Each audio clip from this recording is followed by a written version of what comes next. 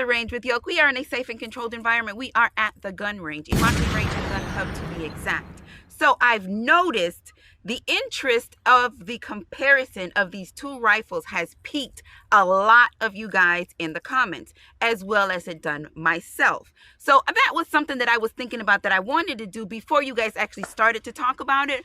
But because it is raving and ramping in the comment section, I definitely had to do it. Now, as far as the information that I know or that I have given to you about these two rifles, they are pretty much exactly the same, except for very minor information. I mean not even information, very minor specs. So as far as the FN15, well, let's get into what it is that we're talking about. So today we're going to compare the FN15 Guardian to the Smith & Wesson Sport 3. Now, as I was saying, the specifications on the two are almost exact. I mean, very minor differences. The FN15 weighs 6.6. The M&P weighs 6.5. They both share 16-inch barrels. They both have 15-inch floating handguards. They both have M-lock space on their floating handguard, 3, 6, and 9. Just different styles. The FN has circular little dots here like that with the M-lock at 3, 6, and 9. Let's do a quick clear check. The rifle is clear, just to make that for certain. Okay, so let's talk about the FN15 first. The FN15 Guardian is a 16-inch, has a 16-inch barrel with a 15-inch floating handguard. It weighs 6.6 pounds. It has a mid-length gas system. It has an adjustable stock, standard AR functions on here with a full pick space on the top. It takes standard AR magazines. It comes with one magazine, and it has a very nice aggressive pistol grip on here that I have really been enjoying. Now, I did tell you that the trigger on here is absolutely horrendous. We do have that understood, but as far as the functions and the smooth, it's pretty decent overall. Yes, the trigger can be swapped out to whatever it is that you want, but overall it is a pretty decent shoot. Now let's go to the yes, the stock on here is pretty hard for me to adjust. It might just be me. I don't know if anybody else has this same issue. Somebody said to just oil it, put a little bit of oil on it, and you should be able to make the adjustments. But that was pretty much my only gripe with it in the beginning. We're running the EOTech on her. Now let's go to the Smith & Wesson Sport 3. We are running the Vortex AMG UH1 on here, 16-inch barrel, 15-inch floating handguard, pick rail all across the top, and the rifle is clear. You do have M-lock space at 3, 6, and 9. Trigger was it's not the best, but it's pretty decent. We do have a finger slot on the grip. It does not have really aggressive grip on here, but it's pretty decent. And that's pretty much it. You also have your adjustable stock on here. Sling rings, both of them share the sling rings on the stock, or the sling hook, or whatever it is that you want to call that. And you can also put your adapter on here for you to run, you know, your complete sling. And that is how close they are. 6.6, 6.6 on the FN and 6.5 on the M&P. Now, I think this is going to be excellent because ergonomically they are identical. Aesthetically, it's based on preference. What handguard do you like more? And that's it. That's pretty much it. And I think this is going to be really, really good. So today we're shooting Hornady Frontier 55 grain full metal jacket. We are not going to switch them up. So we're running the exact amount and the exact types in both of the rifles, so that we don't have to go back and think, oh, what was that? What was that? So everything is going to be exactly the same. So with that being said, the only thing left to do now is what? Suit them up so you can send them down range. All right, you ready? I'm ready. All right, so last was, we shot the M&P last, so we're going to go in with the FN Guardian first. And we are going to take a few shots. Lord, hold up on the rain. Y'all, the bottom is about to drop, and I am not ready. We have 3 magazines loaded.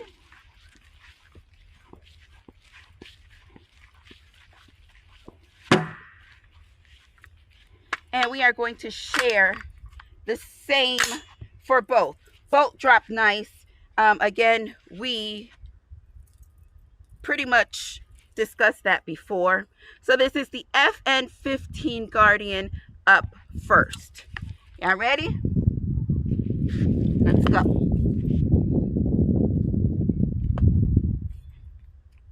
Trying to flip that with my thumb, and it's a little tough.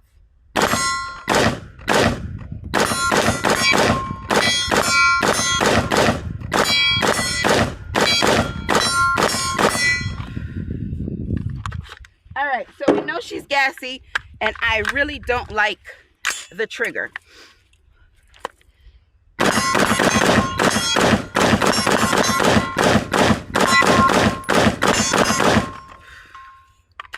Yeah, triggers sucks.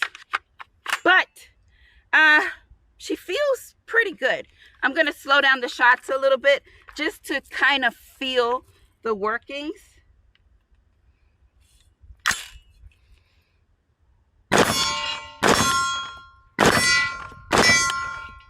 She feels rough. As I stated before, she's not a smooth shoot.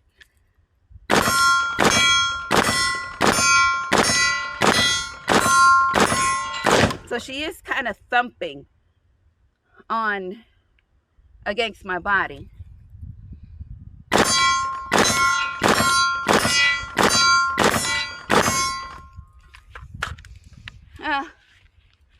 Nothing has changed since the first time I shot her. The rifle is clear and safe. All right, FN Guardian was first.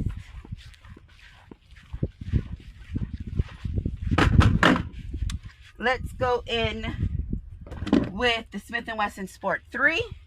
Let's get our 3 magazines and our rifle.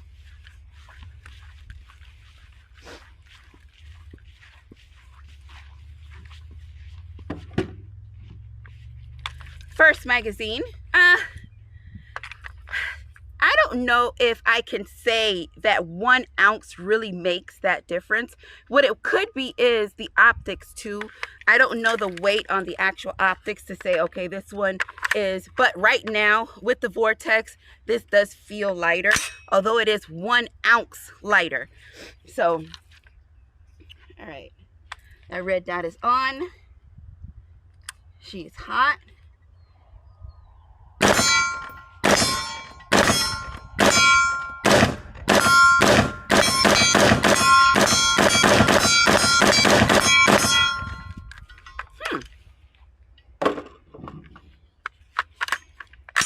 Interesting.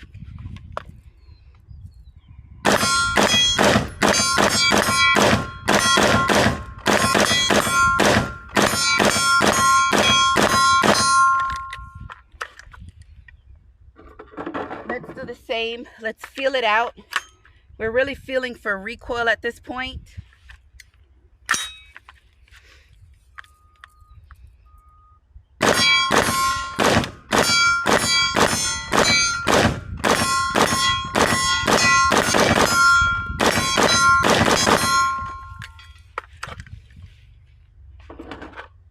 One thing I can say for sure, off rip, the trigger is way better on the Smith & Wesson. She is clear and she is safe. All right, so we have 3 magazines, FN15 Guardian, 3 magazines, Smith & Wesson Sport 3, And how about you run 2 more each? Yeah, I can do that. But let me give you a mid conclusion, or a mid halfway I guess observation of what it is we have going on here. Now, for one, for sure, the M&P does feel lighter to begin with. Number two, the trigger on the M&P does feel smoother to get that clear. Number three, the grip on the FN Guardian, in my opinion, feels nicer. And it's just that close. Just that close. Now, I feel like I can give you an honest opinion on what it is that I like best out of the two. But before I do that, let me shoot 2 more magazines. We're going to speed up the shots this time and just, feel her out.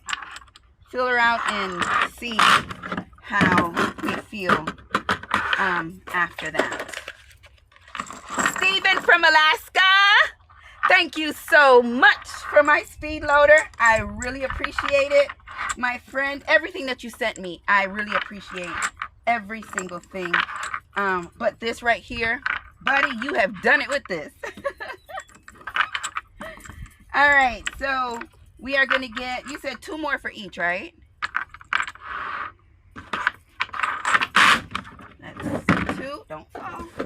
And let's talk about heat, too. So we're going to start paying attention to a little bit more detail as to what's actually going on with the rifles while we're shooting. And give you my opinion. So last shot was taken with the M&P. Let's go in with the Guardian. Now we're going to speed up our shots and speed it up.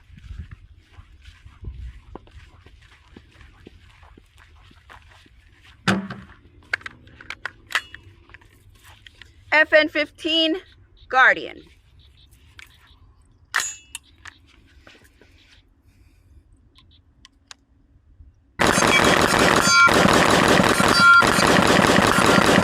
I can't make this trigger go any faster.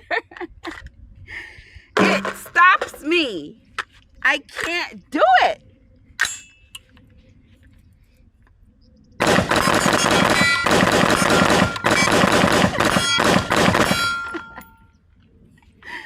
It does not want me to be great.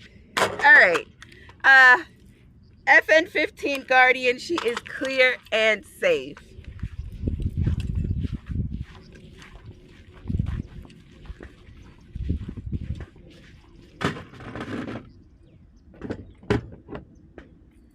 Up next, Smith & Wesson M&P Sport 3. Now, since the Smith & Wesson has been sitting, although that was the last one that we shot before this, she's a lot warmer than the FN. Same deal.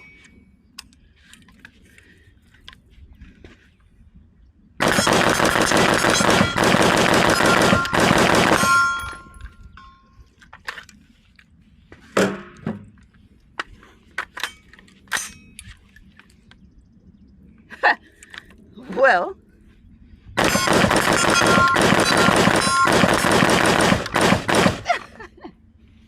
that's my finger now. Dang, and that was the last one. All right.